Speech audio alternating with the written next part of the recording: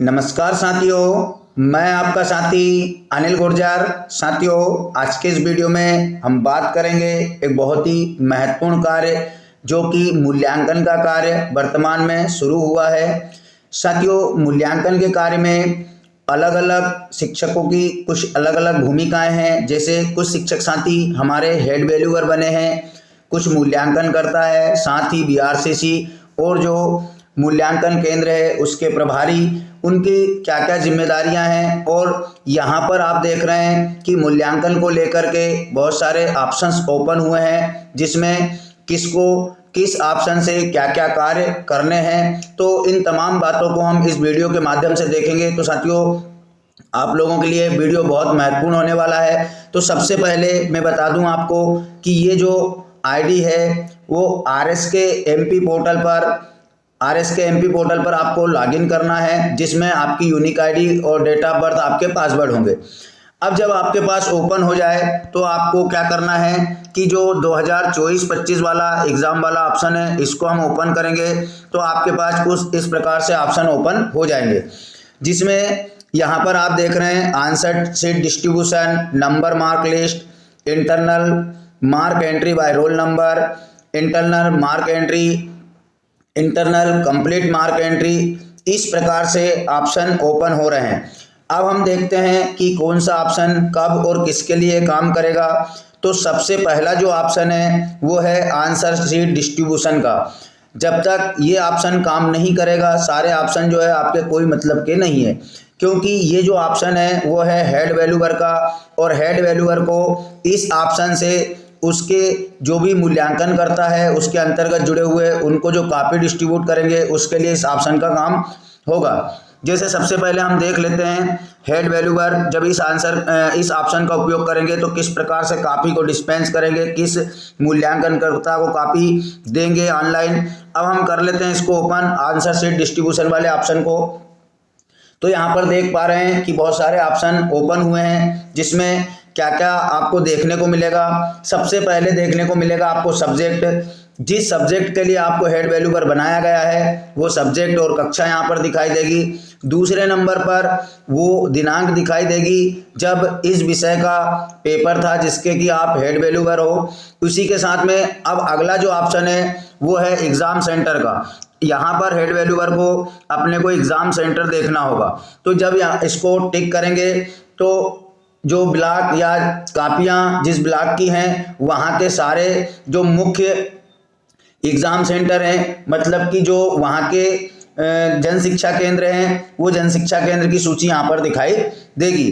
अब मान लीजिए वो अपने हेड वैल्यूअर को इसी जन शिक्षा केंद्र में से किसी परीक्षा केंद्र की कॉपी डिस्ट्रीब्यूट कर रहा है जांचने के लिए, तो सबसे पहले वो क्या करेंगे कि उस जन शिक्षा केंद्र का चयन करेंगे। यहाँ पर जन शिक्षा केंद्र का चयन करने के उपरांत अगला जो ऑप्शन है वो है एग्ज़ाम सेंटर का।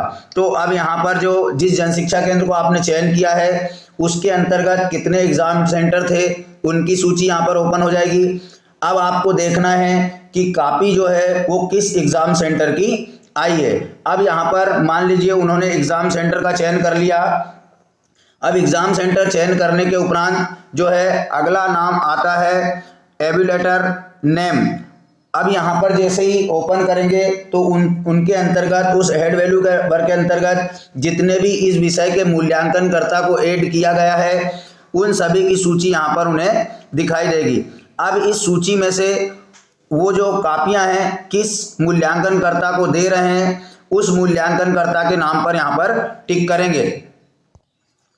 अब यहाँ पर उन्होंने जैसे ही अपने मूल्यांकनकर्ता का चयन किया तो यहाँ पर आगे उस सेंटर पर जो कापियां हैं वो किस रोल नंबर से कहाँ तक की है वो दिखाई देगी। जैसे मान लीजिए शुरू में यहाँ पर रोल नंबर लिखा रहेगा जो मुख्य रोल नंबर है, और लास्ट में फ्रॉम में लिखा रहेगा डिजिट कि कौन से डिजिट से यहाँ पर शुरू हुआ है।